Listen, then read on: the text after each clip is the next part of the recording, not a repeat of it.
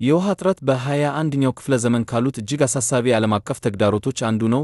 የሕዝብ ቁጥር እየጨመረና የአየር ንብረት ለውጥ እየተባባሰ ሲሄድ ብዙ አገሮች አስተማማኝ እና ዘላቂ የውሃ አቅርቦትን የማረጋገጥ ከባድ ሥራ ይገጥማቸዋል። ይህንን ፈተና በተሳካ ሁኔታ ከተወጡት አገሮች መካከል እስራኤል እንደ ዓለም አቀፍ መሪ ሆና ትቆማለች። እስራኤል በረሃ ነች እና አገሪቱ ከ1948 ጀምሮ ስር የሰደደ የውሃ እጥረት አጋጥሟታል። ነገር ግን በሚያስደንቅ ሁኔታ ክስተቶች ዛሬ እስራኤል ከሚያስፈልገው በላይ 20 በመቶ ይልቅ አገሪቱ የውሃ ቀውሶን ከመፍታት ባለፈ ለሌሎች አገሮች የውሃ ቴክኖሎጂዎችን ወደ ውጭ መላክ ችላለች። ይህንን ለማድረግ እስራኤል በዓለም ላይ ካሉት እጅግ ግዙፍ የውሃ መሠረተ ልማት ፕሮጀክቶች አንዱን ጀምራለች። እናም ይህ ፕሮጀክት የፈጠራና የመቋቋም ምልክት ሆናል። ዛሬ የእስራኤልን አስደናቂ የውሃ አውራ ጎዳና እንመርምር። ታሪኩን፣ ዲዛይኑን፣ ተግዳሮቶቹን እና ዓለም አቀፍ ተጽዕኖውን እንመርምር።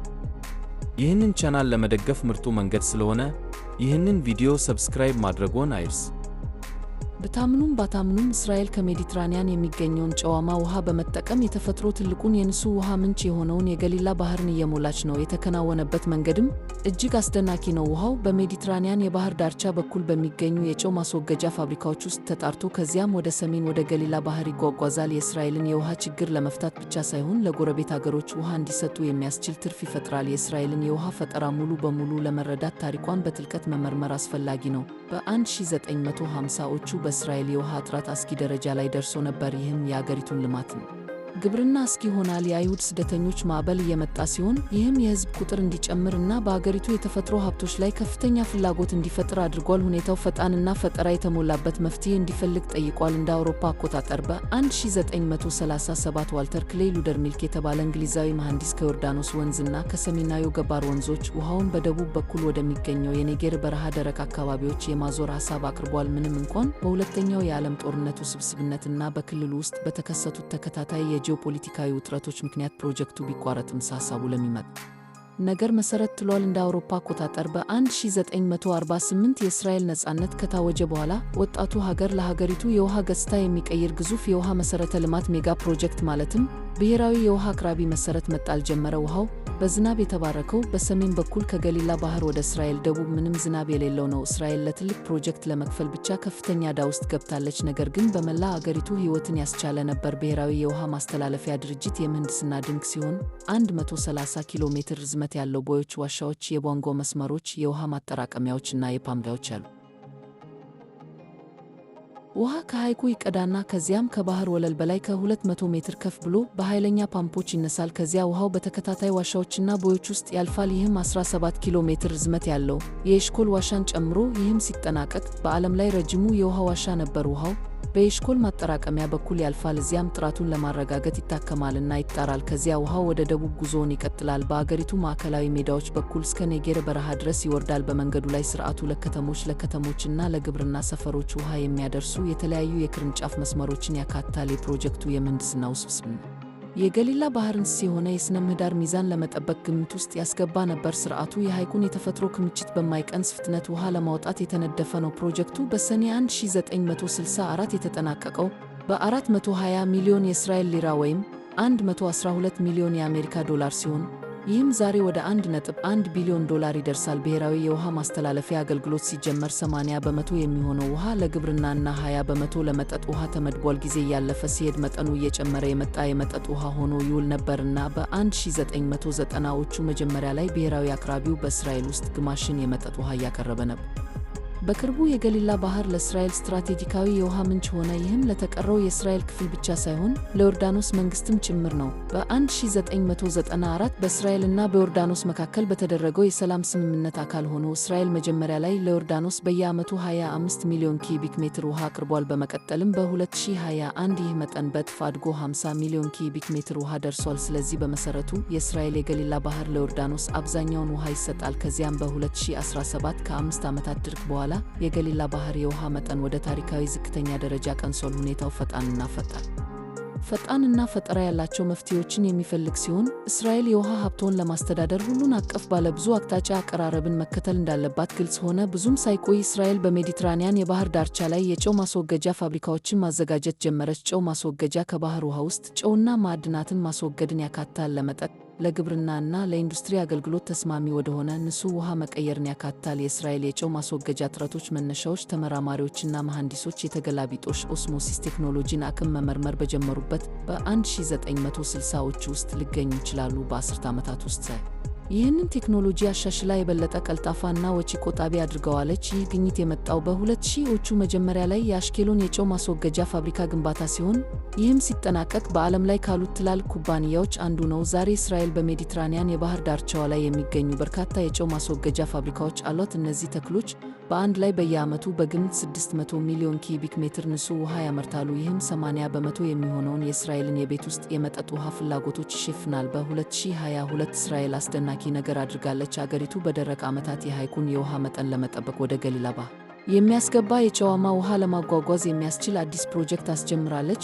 በዓለም ላይ ለመጀመሪያ ጊዜ የጨዋማ ውሃ ሐይቅን ለመሙላት ጥቅም ላይ ውሏል። እንደ ፕሮጀክቱ አካል ማካራት ሐይቁን ከመሠረተ ልማት ጋር የሚያገናኝ 13 ኪሎ ሜትር ርዝመት ያለው የከርሰ ምድር ቧንቧ ገንብቷል። ይህም ሐይቁን ከ5 የጨዋማ ውሃ የተነከሩ ሐይቆች ጋር ያገናኛል።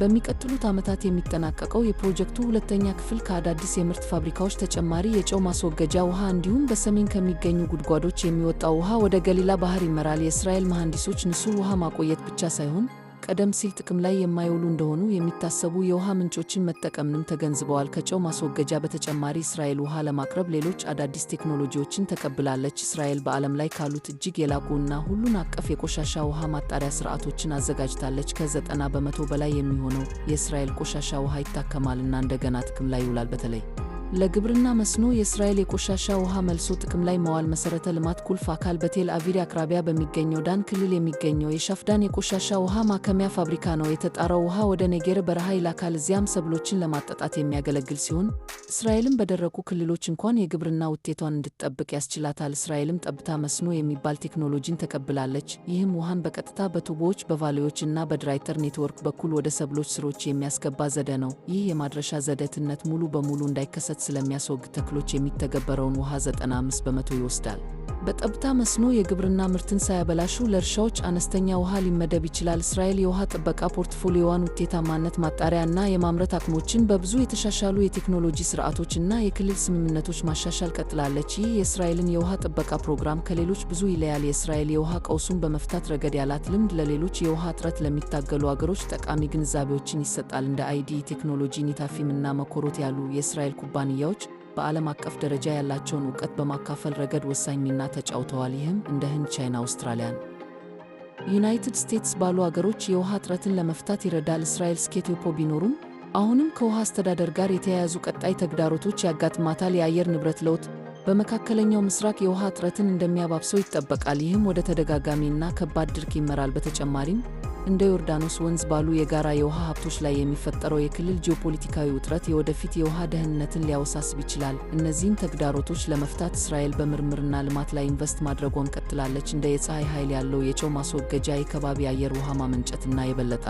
የቆሻሻ ውሃ ማጣሪያ ዘዴዎችን የመሳሰሉ አዳዲስ ቴክኖሎጂዎችን ማፈላለጓን ቀጥላለች። Desalination plants on the Mediterranean coast.